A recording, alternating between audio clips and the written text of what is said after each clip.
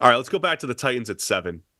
How would you classify their situation and what their best case scenario could be? Joe Alt is best case scenario for me. And it's very clear. Like 100%. they need a wide receiver. I get it. Titans fans have gone back and forth with some of them, talking about all the wide receivers that they could pick and things like that. But it's just, I think offensive line is so dire for that team. You have the opportunity to pick Joe Alt, who is to me, a blue chip prospect in this class. You have him next to Peter Skoronski on that left side, and all of a sudden, like the left side of that offensive line is really good. And I think it's going to take some investments over the next couple of years, but very clearly, like this is a team that's turning the page in a lot of ways. We didn't really think that Mike Vrabel was going to be out, and here we are. New head coach Callahan's in there, and so I think offensive line has to be the top tier scenario for them, just because if you are rebuilding a team, you want to do it with quarterback, obviously, but yeah, they drafted Levis. Levis showed some nice things last year. Next, it's to me the offensive line, especially getting better from how bad it looked last season. Well, you're muted.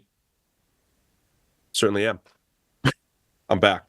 I didn't Going want back you to to. that. I didn't want you to waste the rant. I saw you. I Thank you. saw you nodding for Joe Alt, and I was like, "Nah, the people I'm need to hear this." I'm all in on Joe Alt. I love that. I love that pick. I mean, I don't want to say I was firmly in the Chase versus Sewell debate a couple years ago, firmly in the Chase camp. I was in the Chase camp. Like, give me the receiver for Joe Burrow, and that'll offset the offensive line thing. So I'm not. It's not everything is like perfectly set in stone. Like the offensive line for the Titans was a massive problem last year. Mm-hmm. You also have a somewhat new regime, right? Second year GM, first year head coach, and I think you have to build from that offensive line if you're Tennessee.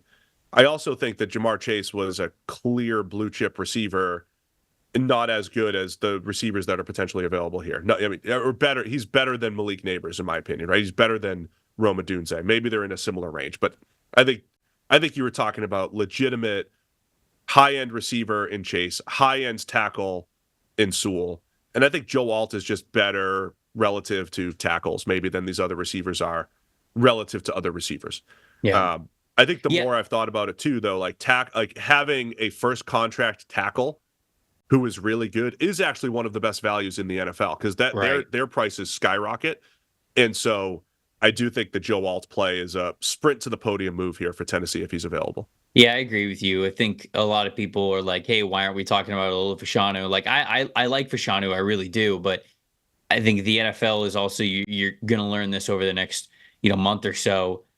The NFL is, and so are we, worried with how he plays against power, and that's at the college football level right now. It only gets tougher when you get to the NFL. I mean, that Ohio State game, I don't know if it was as bad as people want to point out, but there's no doubt about it. Like he struggled with being able to anchor. He struggled when guys were able to get into his chest. And so there's some things that you can do to mitigate that. You can obviously just get a little bit stronger, but I don't know if he's as just like dense of a dude. Like sometimes I don't want to say like in football terms, because we haven't all played football like this, but if like playfully just like shove one of your friends or give your friends a good like dap and a handshake or a hug or whatever, like you can like put your hand on their shoulder or something. You go, damn, all right, that's like hitting a rock. Like that's like you just like a dense.